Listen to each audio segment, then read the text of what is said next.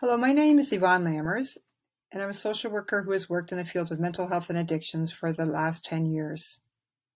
I'm hoping through this presentation, Supporting Your Mental Health, that you will be provided with information on how to best support your own mental wellness, and also that it'll give you information on how to best help others you come in contact with, whether that's family, friends, or fellow students.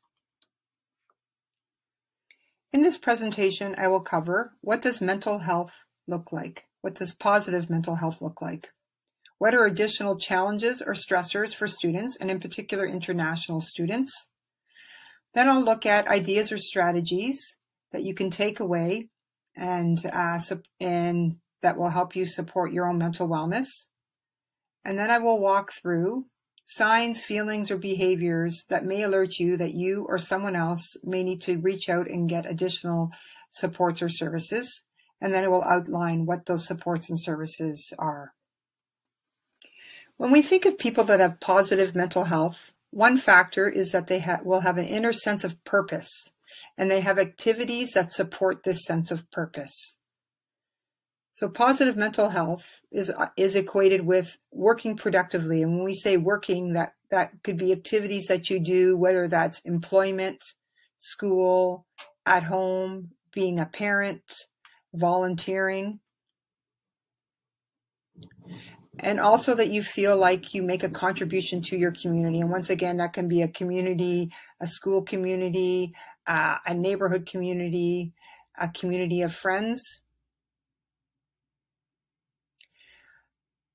Individuals that we think of that we would say have positive mental health also have a lot of connections with other people. So we are human beings and we're made to live in connections with others, and that piece is just so important. So they have relationships with people that are lasting and satisfying. They feel the need to be loved and be cared for, but also care and love others. And also positive mental health is that you're able to cope with the normal stresses of life. So this does not mean that you are never feeling stressed or overwhelmed, but that you have ways of managing and coping with those stresses that life brings. Other traits of mental wellness include a generally positive attitude. So internally, you feel good about yourself. And we say generally because there will be times when you feel frustrated or negative about life, but on the whole, you remain positive. You have methods to reduce stress before and after it arises, and those are some things that I will talk about later in this presentation. You know your own personal limits and act accordingly by not overextending yourself.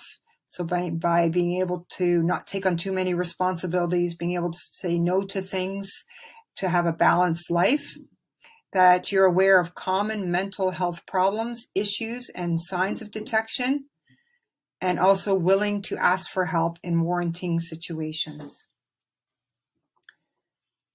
As noted on a previous slide, we all have day-to-day challenges or stressors. And I will look further at how we can support ourselves in managing those stressors and challenges.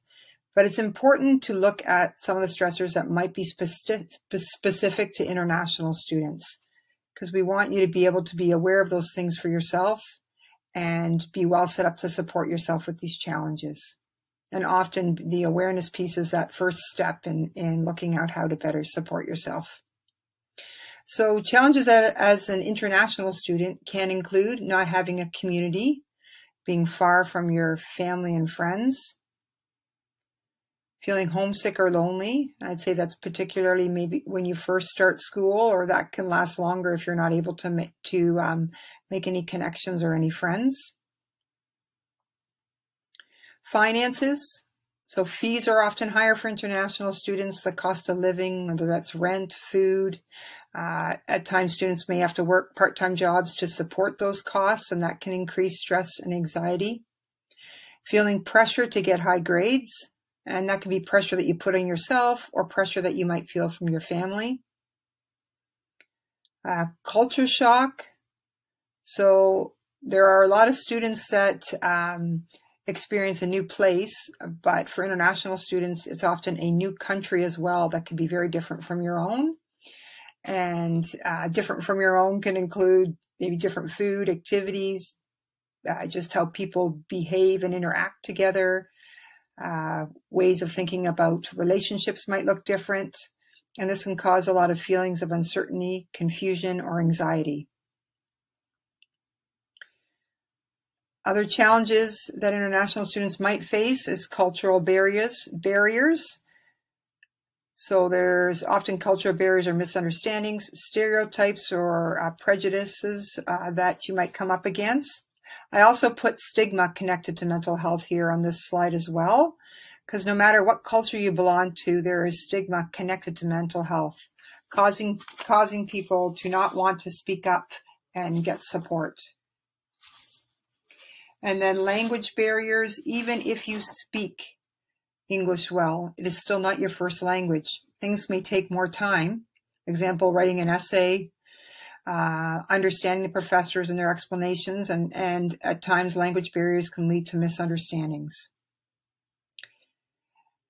And in addition, you're not only navigating a new school community, you're also navigating other new systems. So a new country and new systems that may not look similar to your own country. So whether that's transportation, work, housing.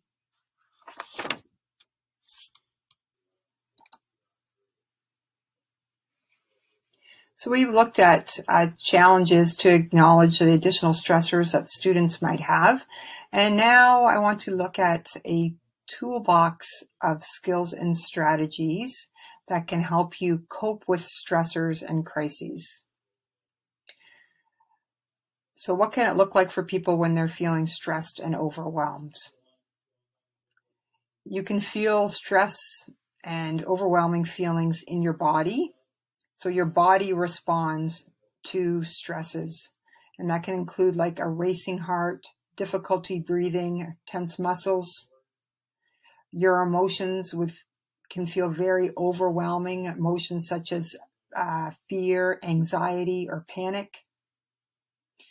And you can also notice stress and feeling and being overwhelmed in your mind. And that can include racing thoughts. So your mind is full of thoughts that just keep going around and often just going in circles. You might have difficulty concentrating, not being able to pick up a book and read and take in what you're reading.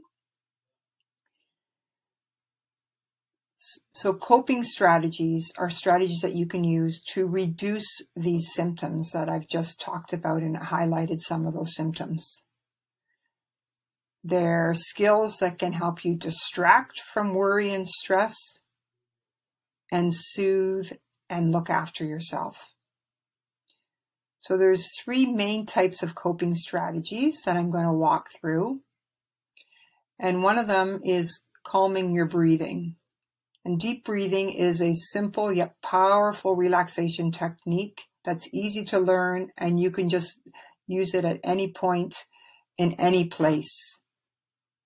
So an example of calming your breathing could be sitting comfortably with your back straight, and then you want to breathe in through your nose. Deep breath in through your nose, and then a long out breath, exhaling through your mouth. Pushing out as much air as you can when you're exhaling. And then you're continuing that pattern. And a way to help notice if you are doing deep breaths is to put a hand on your stomach and a hand on your chest. And as you breathe in through your nose, the hand on your stomach should rise and the hand on your chest should move very little. So your stomach should rise as you inhale in, deep breath through your nose.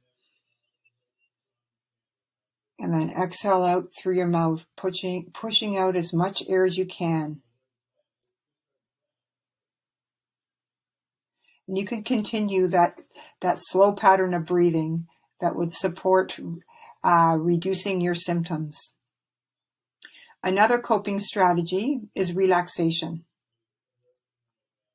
So relaxing your body, and you can do this through taking a bath. You can also do this through, another example would be progressive muscle relaxation, where you focus on a certain area of your body and you tense the muscle and see what it feels like to feel tense, and then you relax the muscle.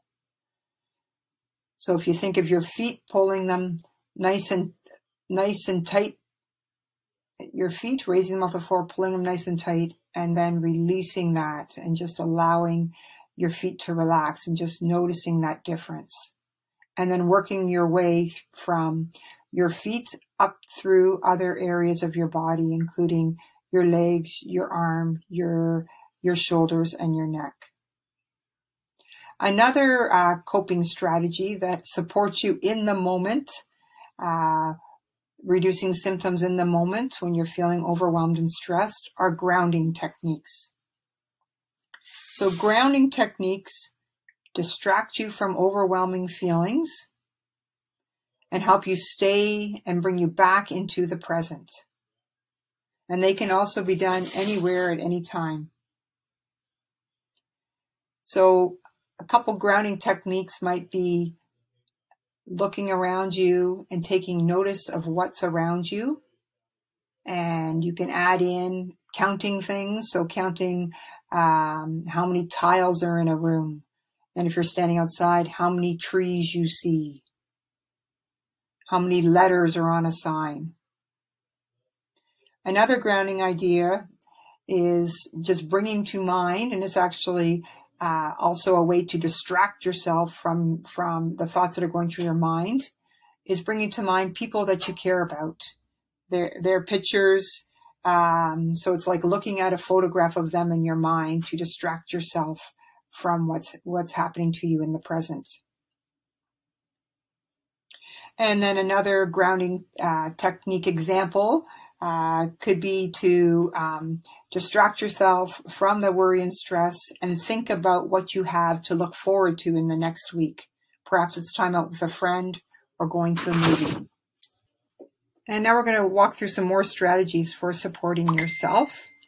And I just want to acknowledge that some of these examples, so we've asked for feedback for some international students, and some of these examples are feedback that they have given to strategies that they have found helpful. So first and foremost, I think it's really important to recognize how important it is to acknowledge your feelings and be compassionate to yourself. So if we think of homesickness, it makes sense that you're homesick. Recognize it, validate it for yourself, talk to others about it. It's great to be in groups of people who maybe understand where you're coming from and have shared experiences, and then asking others how they have coped and managed is also a great way of finding strategies for yourself.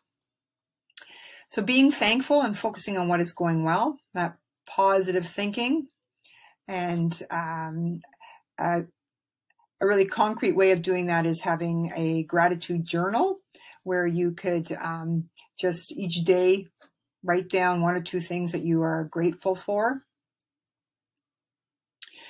If you're experiencing loneliness, seek out activities that will connect you to others, whether that's Zoom call events or in-person meeting, going out for coffee with somebody, being involved in clubs or activities in your community. And then, as I've already mentioned, just seeking out others is really important, sharing experiences, asking them how they manage and cope. Having a structure to your day can also support your sense of purpose. So if you're feeling really overwhelmed with the work and responsibilities of your school life, it might be helpful to look at structuring your day where you organize your time so that certain hours where you're studying, and then you make sure you go outside, go for a walk outside, go meet someone, make sure you stop at the right time of night so that you get enough sleep to support your mental wellness. Recognize negative thought patterns. So just the recognized piece and that awareness of that. So just recognizing when you're doing a lot of negative self-talk to yourself. And people can often get into a negative thinking loop where everything, their mind is continually with negative thoughts, and then looking at inserting positive statements to replace those negative thoughts. Having a self-care list can be a great strategy. And sometimes people will post it somewhere. So you put it on your fridge or in your room. And it can include things like talking to a friend, eating chocolate, do a puzzle, take a nap, sit in the sun, watch your favorite TV show. And I've mentioned being outdoors, but yeah, that is a really important thing. So being able to get out of the space that you're in, if you're sitting in a room studying, and just getting outside, breathing fresh air, going for a walk, exercise, just super important for your mental health. Being mentally healthy includes recognizing when you need help. So when things are too much to manage, and that importance just of being self-aware of what's happening for you and recognizing when things are becoming too much to manage, and that willingness to share with someone that and be vulnerable. And I think it's just really important to know that asking for help is not a weak thing. It's actually a very courageous, strong thing to do. Now I want to walk through signs of mental health concerns. So these are possible signs that you, myself, friends, family might see and recognize as that they're needing additional support or help, right? So a big overriding thing with these signs of mental health concerns is that you see changes in yourself that are different than before, and stressors that come up and that you can't cope in the same way and manage as you were before. So that can look like social withdrawal, where you isolate yourself from others, you retreat inward, you have a loss of interest in hobbies and pleasurable activities. Depression, so where you have little or no pleasure in life, low energy. So maybe it's really hard to get out of bed, to do any work.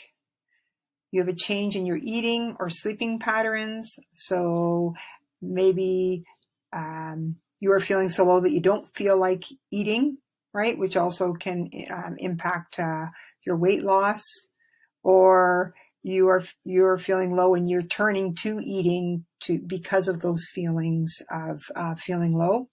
Feelings of worthlessness or extreme guilt, or crying a lot for no reason.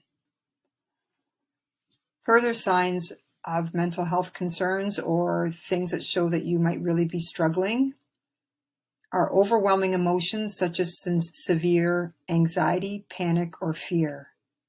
So those could be intense emotions that you find hard to manage. So when I talk about having skills or a toolkit that you can pull out to support yourself when you are having strong feelings, but it's when those things are not working for you anymore, and you're having a hard time getting through your day, you're not functioning well in school, not able to complete schoolwork.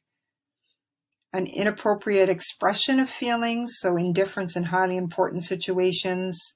So that could be that something that you should be worried about, like should be looking at. So whether that's like studying for an exam and needing to do that, and then just showing an indifference and not caring, an inability to cry, express joy or laughter. You might be feeling easily irritable or angry, have too much energy. So you notice in yourself that you go all the time. You're not sleeping, but your brain's on a high motor speed. Trouble concentrating or following through, racing thoughts or agitation, And rapid weight loss could be a sign that you're struggling. Drug or alcohol abuse. So often what we find is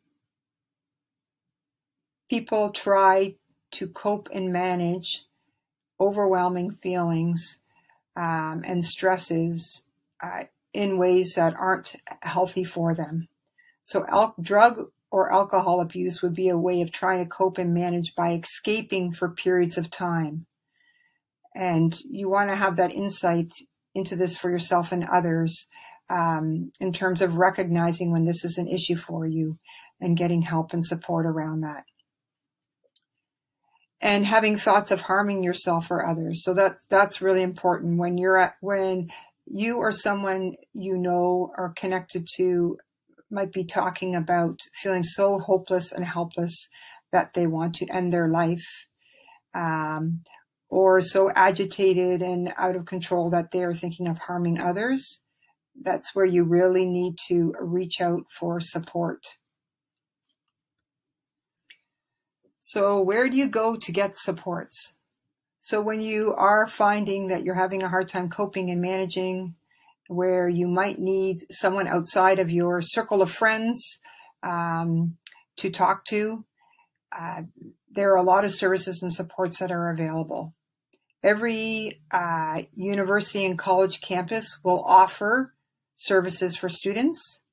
And often there's specific services that they might offer for international students. So that is a great place to start in looking at additional services and supports for yourself.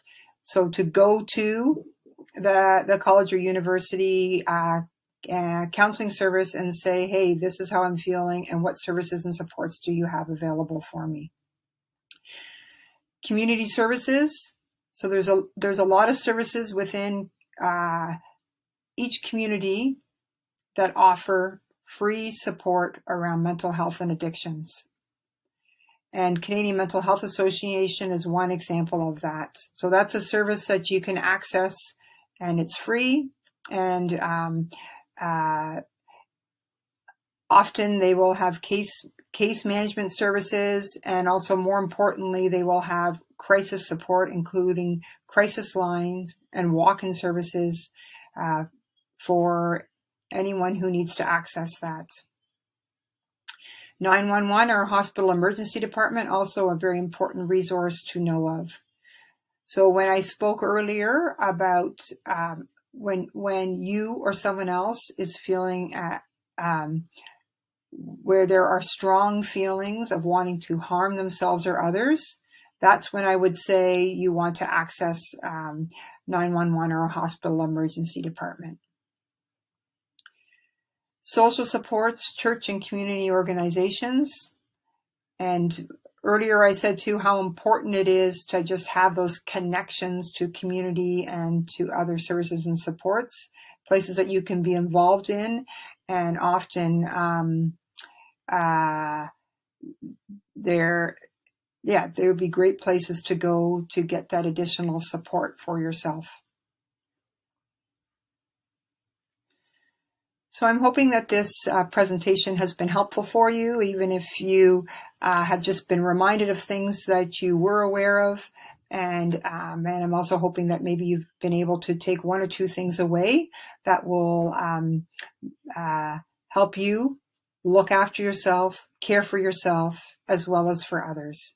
And I'll just leave you with this slide and just really appreciate the saying here where we say, we often talk about physical health, but just that mental health matters. Thank you.